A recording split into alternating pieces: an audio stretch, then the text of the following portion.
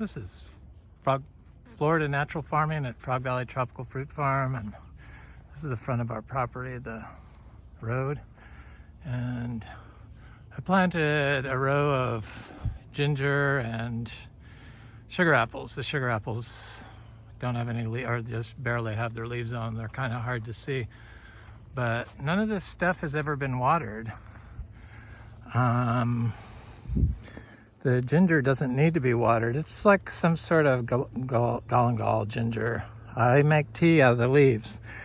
And I plant it everywhere. I've been adding other gingers since, but I bought it at the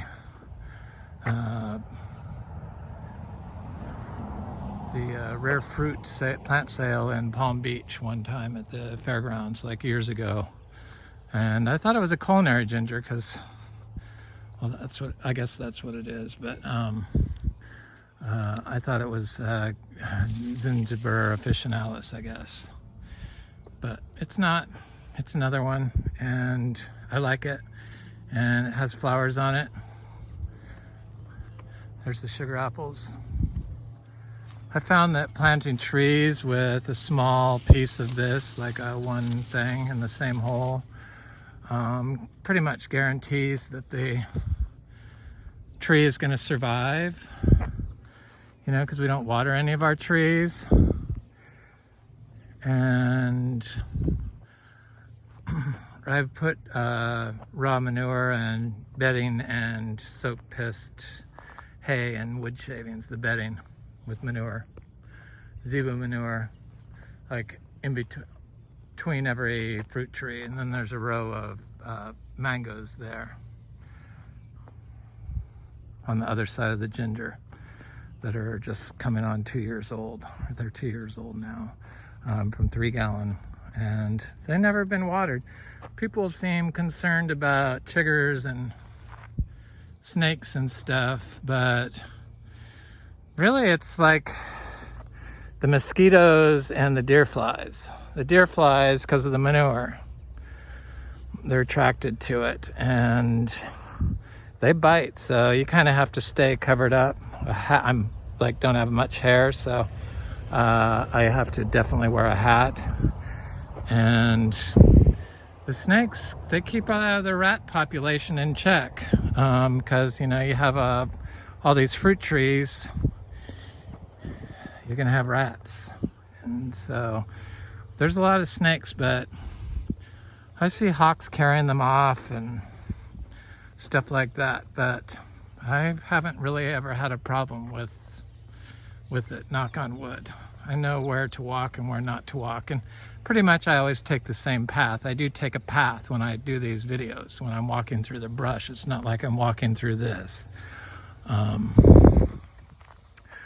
There's a path I take. So I've been planting this ginger, and all these gingers came from one piece that I planted up near the house. I'll show that to you. And these are what I just planted here and here where I don't have the ginger. And I used to just plant one and I'd cut the top of it off. So this is it. So I would cut this in a piece off with like this section, and then I would cut it right here and then plant this little chunk, like this, like just one piece, but cut the top off. But I noticed with the heliconias that if I leave the tops on, especially if it's in shade, that they seem to be okay and keep their leaves. The leaves turn a little bit yellow. I just planted this heliconia about a month ago. Now, granted, this is the drought period. It's very dry here. I mean, it's exceptionally dry. It's this is like a really bad area along the driveway, and that's how dry it is. I mean, it's like really, really dry. But there's soil aggregation, where there was none before.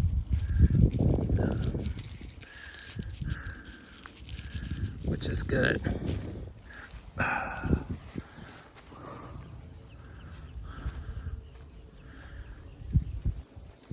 So this is the torch ginger, And that seems to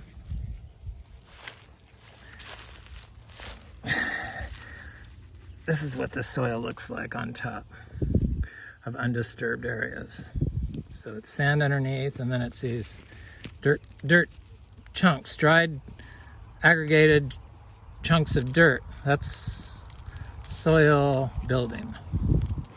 A lot of people think it's mulch and stuff. It makes soil, but no, it's the soil makes the soil.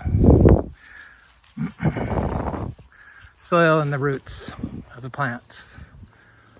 So I just plant, I used to chop the top of these off, because that's when I bought them, that's how they came. It came in one rhizome. So this one thing with the top chopped off, and then no root, or no soil on the root, all washed and clean like this, but washed.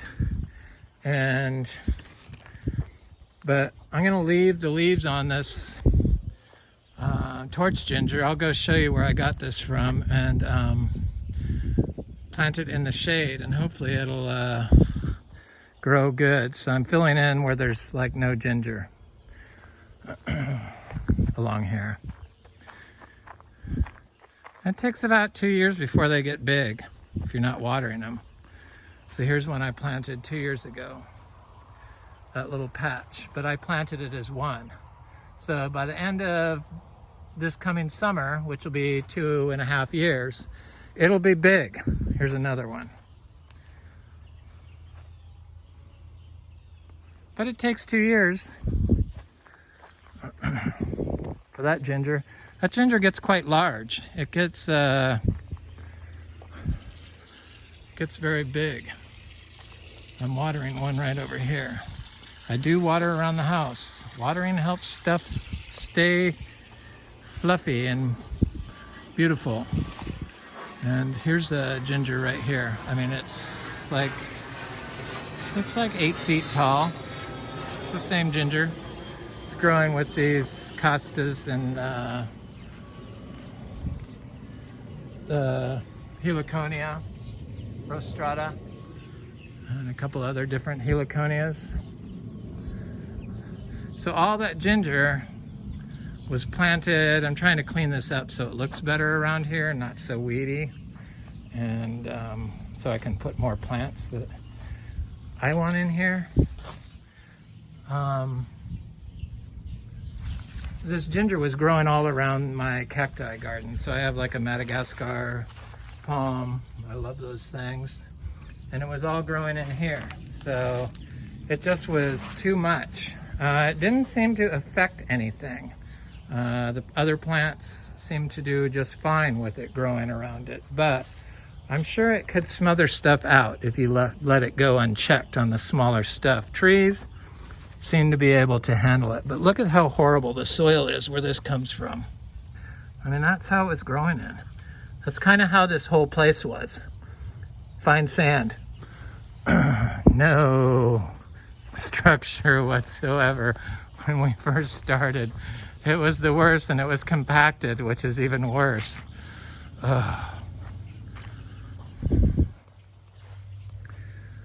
Yeah, I decided I'm gonna start like talking about other stuff other than just fruit trees. I just get so, I mean, I love the fruit trees, don't get me wrong, but I needed to be inspired again by plants. Tropical fruit trees just weren't doing it for me. I mean, they do it for me when they're fruiting, but they're there. I've already planted them. I'll keep planting some and keep, growing my tropical fruit trees. I see mangoes on here already. Little mangoes, mangoes. Oh, little mangoes on the blooms. See them? Sweetheart. Anyway, this is that torch ginger, so I just took a big section out here. And this has never been watered. This is just growing in full sun. I planted this, one little rhizome here, and voila. 4 years later, this is like a elderly flower. This is an elderly flower. I wonder if there's any seeds in here. I'm gonna check. I bet there might be. Here's one of the newer flowers. Just getting ready to open. They're all edible. The flowers are made. I make them in my tea. Use the petals in my tea. So I want to get more planted in this area because it's kind of. I never planted any fruit trees here because it's like where the septic is. So I just let it be the native weeds, which during the winter, they're hideous right now. I mean, it's not attractive. So I'm gonna plant some more ginger. I've been planting these heliconias. Those are the heliconias I planted this year. And it'll look good. It'll start looking good.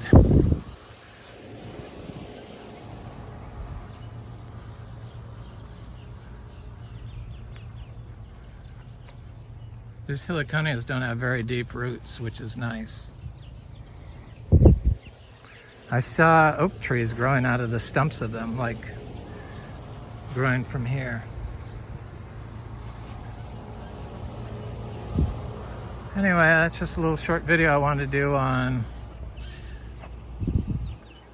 how I propagate ginger at Frog Valley Tropical Fruit Farm. I hope you have a good day.